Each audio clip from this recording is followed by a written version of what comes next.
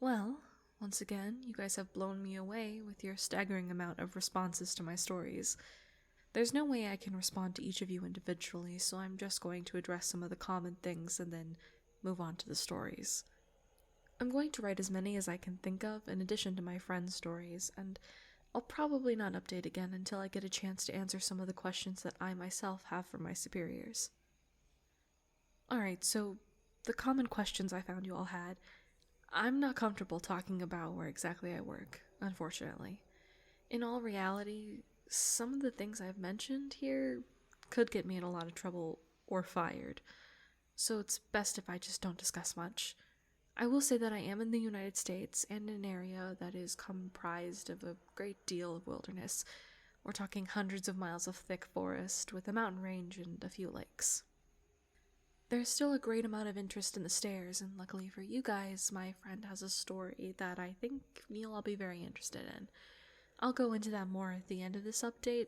As for whether or not I have ever thought of asking my superiors about them, I have, but again, I don't want to risk my job.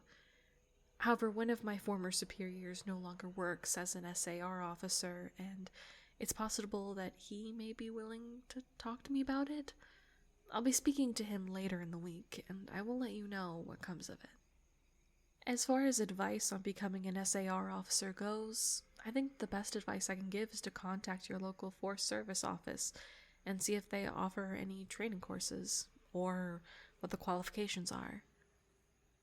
I've been doing this for years, and I started out as a volunteer helping on SAR operations. It's a great job, despite the occasional tragic situations, and I wouldn't want to do anything else. Alright, let's move on to the stories now. The first happened on a case that I went out on right after I got out of training, and was still pretty new to everything. Before I took this job, I was a volunteer, so I had a basic idea on what to expect, but on those calls you're mostly dealing with finding lost people after vets have found signs of them. As an SAR officer, you go out for all kinds of cases, from animal bites to heart attacks. This case got called in early in the morning, from a young couple who were up on one of the trails that goes by the lake. The husband was completely hysterical, and we couldn't figure out what was going on.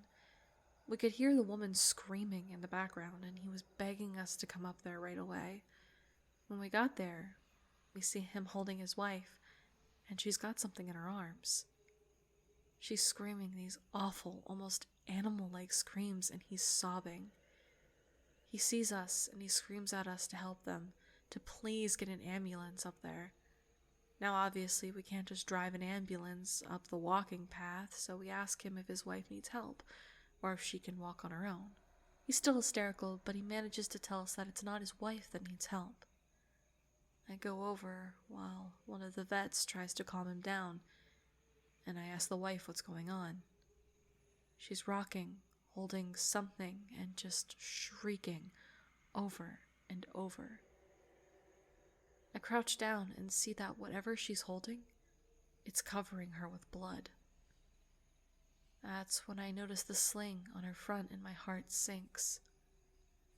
I ask her to tell me what's going on, and I sort of pry her arms gently open so I can see what she's holding. It's her baby, obviously dead. His head is caved in on one side and he's covered in scratches. Now, I've seen dead bodies before, but something about this whole situation hits me hard. I had to take a second to compose myself, and I get up and go get one of the other vets who's standing by. I tell him that it's a dead kid, and he sort of pats my shoulder and tells me he'll deal with it. It took us over an hour to get this woman to let us see her kid. Every time we try to take him from her, she flips out and tells us we can't have him, that he'll be okay if we just leave her alone and let her help him. But eventually, one of the vets manages to calm her down and she gives us the body. We took it back to the med area, but when the EMT showed up, they told us that there was never any hope of saving the kid. He died instantly from the trauma to his head. I was good buddies with one of the nurses who met them at the hospital, and she told me later what had happened. Turns out the couple had been walking with the baby in the sling, and they stopped because the kid was fussing. The dad takes the kid and is holding him, looking out over this little gully by the path. The mom comes to stand next to him, but she ends up stepping on a loose patch of soil, and she trips. She falls into the dad, who drops the kid, who ends up falling about 20 feet down this little gully onto the rocks at the bottom. The dad climbed down and recovered the kid, but he'd fallen right on his head and was dead by the time he got there. The baby was only 15 months old. It was a total freak accident, a series of events that coalesced into the worst possible outcome. Probably one of the most awful calls I've been on. I haven't seen a lot of animal bites in my time as an SAR officer, mostly because there aren't that many animals that come around the area. While there are bears in the area, they tend to stay pretty far from people, and sightings are highly unusual. Most of the animals you'll see are small ones, like coyotes, raccoons, or skunks. What we do see frequently, though, are moose. And let me tell you, moose are nasty fuckers. They'll chase after anything, for any reason, and God help you if you get in between a female and its baby. One of the most amusing calls was a guy who'd gotten chased down by an absolutely massive male moose and was stuck up a tree. It took us almost an hour to get him down, and when he was finally on solid ground, he looks at me and says, "God damn, them fuckers is big up close." I guess that's not really a scary story, but we still laugh about it. I honestly don't know how I'd forgotten this story, but it is by far the scariest thing that's happened to me. I guess maybe I've tried so long to forget about it that it just didn't come up to my mind right away. As someone who spends literally all of their time in the woods, you don't ever want to let yourself get scared of being alone, or out in the middle of nowhere. That's why you have experience like this. That's why when you have experiences like this, you tend to just forget about them and move on. This is, to date, the only thing that's ever made me really seriously consider if this job is the right one for me. I don't really like talking about it much, but I'll do the best I can to remember it all. As I recall, this took place right at the end of spring. It was a typical lost child call. A 4-year-old girl had wandered away from her family's campsite and had been missing for about 2 hours. Her parents were completely despondent and told us what most parents do. My kid would never wander away. She's so good about staying close. She's never done anything like this before.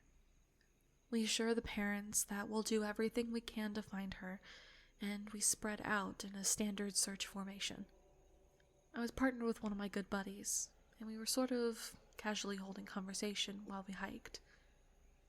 I know it sounds callous, but you do sort of become desensitized when you've done this for long enough.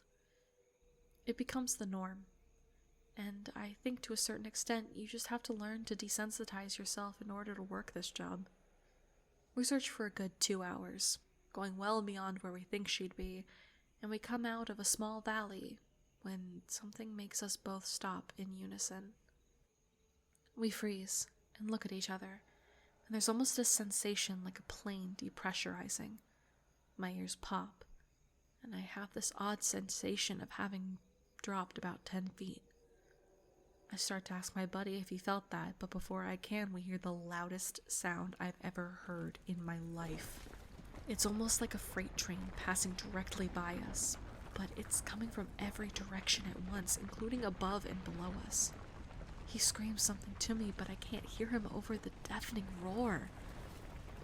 Understandably freaked out, we look all around us trying to find the source of the sound, but neither of us see anything. Of course, my first thought is a landslide, but we're not near any cliffs, and even if we were, it would have hit us by now. The sound goes on, and we're trying to yell to each other, but even standing close together, we can't hear anything but this sound. Then, as suddenly as it starts, it stops. Like someone threw a switch and cut it off. We stand there for a few seconds, perfectly still, and slowly the normal sounds of the woods come back. He asked me what the fuck just happened, but I just kind of shrug, and we stand there looking at each other for a minute. I get on the radio and ask if anyone just heard the end of the fucking world, but no one else hears it. Even though we're all within shouting distance of each other, my buddy and I just sort of shrug it off and keep going. About an hour later, we all check up on the radios and no one's found the little girl. Most of the time, we won't search when it gets dark, but because we don't have any kind of lead on her, a few of us decide to keep going, including me and my buddy. We keep close together, and we're calling out for her every couple of minutes. At this point, I'm hoping beyond hope that we find her because, while I might not like kids, the idea of them being out all alone in the dark is awful. The woods can be intimidating to kids in the daylight. At night, well, it's a whole different beast. But we're not seeing any signs of her or getting any responses, and around midnight we decide to turn around and head back to the rendezvous point. We're about halfway back when my buddy stops and shines his light to the right of us. It's a really thick deadfall or group of dead trees. I ask him if he's heard a response, but he just tells me to be quiet a second and listen. I do, and in the distance, I can hear what sounds like a kid crying. We both call the girl's name and listen for any kind of response, but it's just this really faint crying. We head in the direction of this deadfall and go around it, calling her name over and over. As we get closer to the crying, I start getting this weird feeling in my gut, and I tell my buddy that something isn't right. He tells me he feels the same way, but we can't figure out what it is. We stop where we are and call the girl's name again. At the same time, we both figure it out. The crying is on a loop. It's the same little hitching sob, then wail, then quiet hiccup, repeated over and over. It's exactly the same every time, and without saying another word, we both take off running. It's the only time I've lost my composure like that, but something about it was so incredibly wrong, and neither of us wanted to stay out there anymore. When we got back to the rendezvous, we asked if anyone else heard anything strange, but no one else knew what we were talking about. I know it sounds sort of anticlimactic, but that call fucked me up for a long time. As for the little girl, we never found a trace of her. We keep an eye out for her and all the other people who we've never found, but frankly, I doubt we'll ever find anything. Of the missing persons calls I've gone out on, only a handful have ever resulted in a complete disappearance, meaning no trace of the person and no body ever found. But sometimes finding a body just leads to more questions than answers. Here are some of the bodies that we've found that have become infamous on our team. A teenage boy whose remains were recovered almost a year after he vanished. We found the top of his skull, 2 finger bones, and his camera almost 40 miles from where he had last been seen. The camera, sadly, was destroyed. The pelvis of an older man who had vanished a month earlier. That's all we found. The lower jaw and right foot of a 2-year-old boy on the highest peak of a ridge in the southern part of the park. The body of a 10-year-old girl with Down syndrome, almost 20 miles from where she'd vanished. She had died of exposure 3 weeks after going missing, and all of her clothes were intact except for her shoes and jacket. There were berries and cooked meat in her stomach when they did the autopsy. The coroner said it appears as if someone had been taking care of her. There were no suspects ever identified. The frozen body of a 1-year-old baby found a week after the vanishing in the hollow trunk of a tree 10 miles from the area he was last seen. There was fresh milk found in his stomach, but his tongue was gone.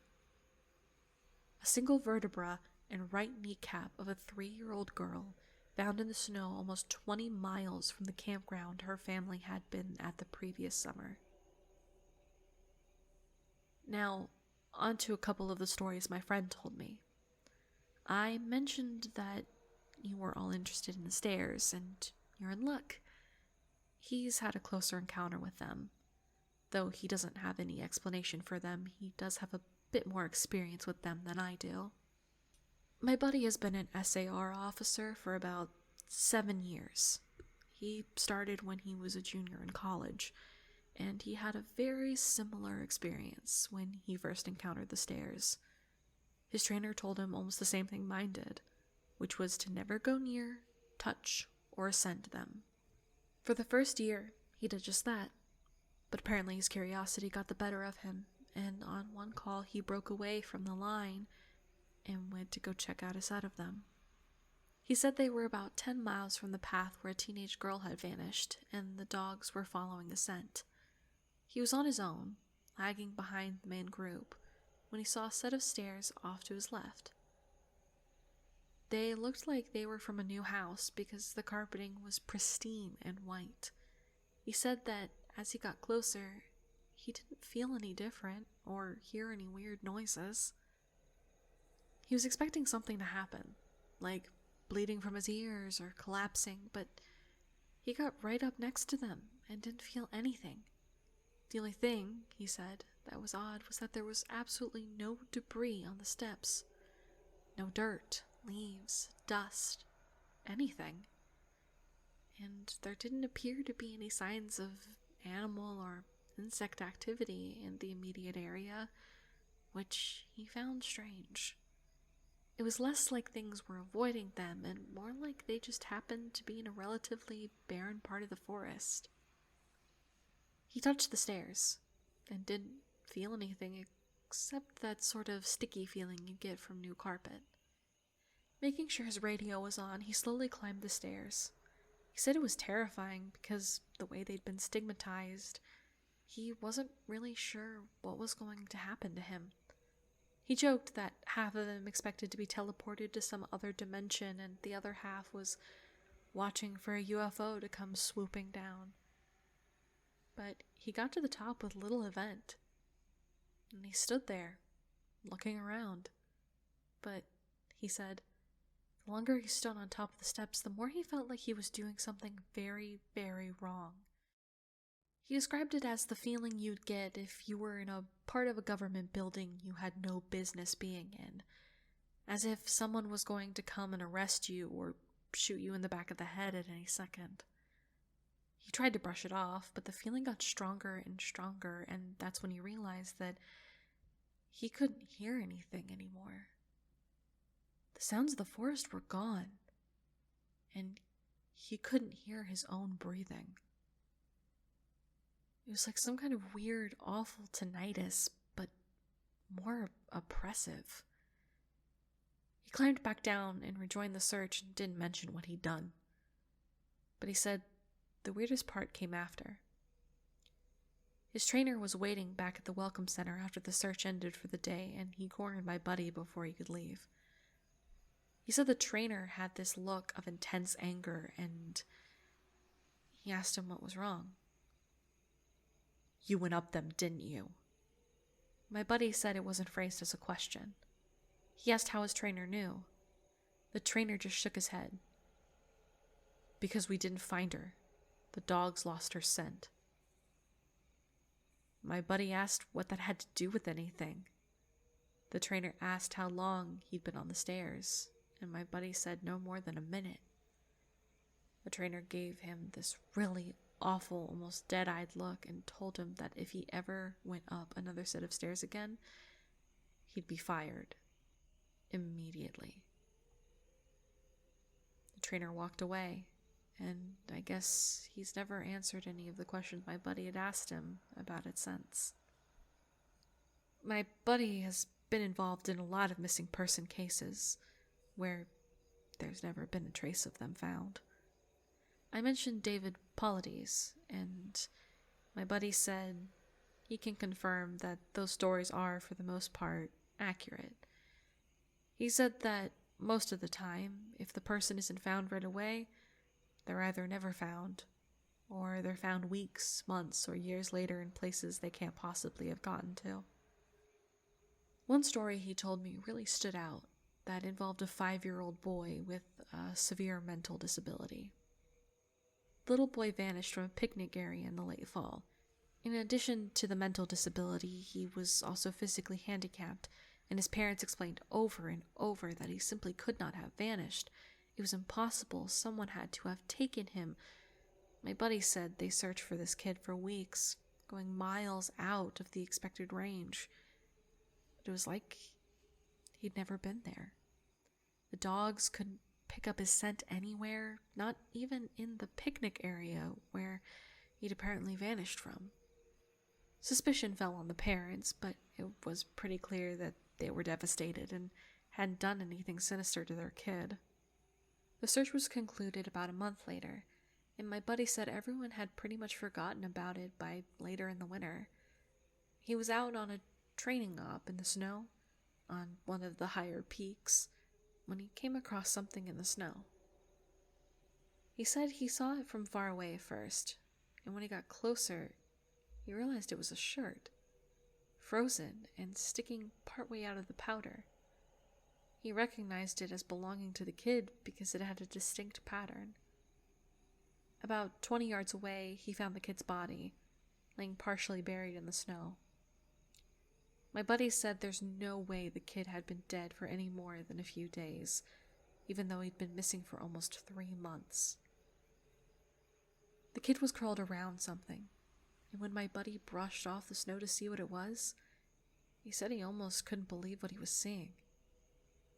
It was a big chunk of ice that had been carved crudely to look sort of like a person. The kid was holding it so tight that it had frostbitten his chest and hands, which my buddy could tell even with the decay that had taken place. He radioed the rest of the crew, and they took the body off the mountain.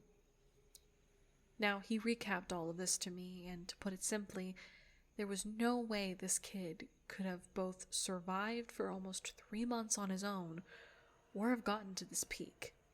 There was no physical way this child could have walked almost 50 miles and ended up on the top of a goddamn mountain.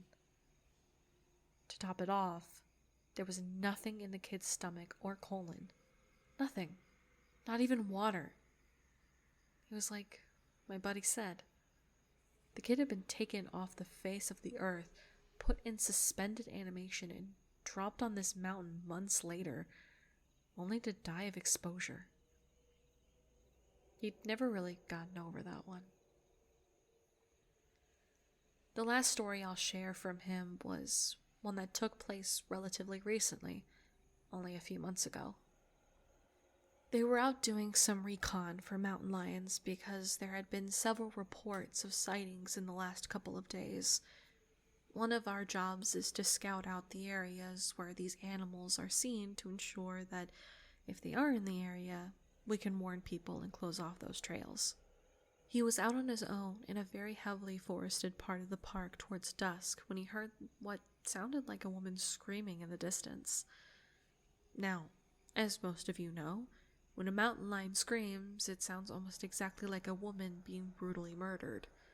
It's unsettling, but far from abnormal. My buddy radioed back and let Ops know what he'd heard, and that he was going to keep going to see if he could figure out where its territory started. He heard the mountain lion scream a couple more times, always from the same spot, and he determined the approximate area of the mountain lion's territory. He was about to head back when he heard another scream, this time within only a few yards of him.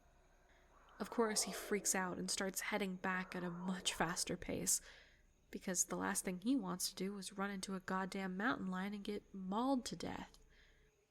As he got back on the path and started heading back, the screaming followed him, and he broke into a jog. When he was about a mile from Ops, the screaming stopped, and he turned around to see if it was following him. It was almost night at this point, but he said that in the distance, just before the path rounded a corner, he could see what looked like a male figure. He called out to them, warning them that the path was closed and that he needed to come back to the welcome center. The figure just stood there, and my buddy started to walk over. When he was about 10 yards away, the figure took, as he described, an impossibly long step towards him and let out the same scream my buddy had been hearing. My buddy didn't even say anything. He just turned and sprinted back to Ops, never looking behind him. By the time he got back, the screaming had moved back into the woods. He didn't mention it to anyone else, just said that there were mountain lions in the area and that they would need to close those paths until the animals could be located and moved. I'm going to end this entry here, since it's turned into a huge wall of text. I'm going to be heading out on a yearly training op tomorrow morning, so I'll be gone until early next week. I'll be meeting with a lot of former trainers and buddies who work in other areas of the park, and I'll be asking around about any stories that they would like to share. I'm glad you guys have been interested in my stories, and once I'm back from this op, I'll continue to share them.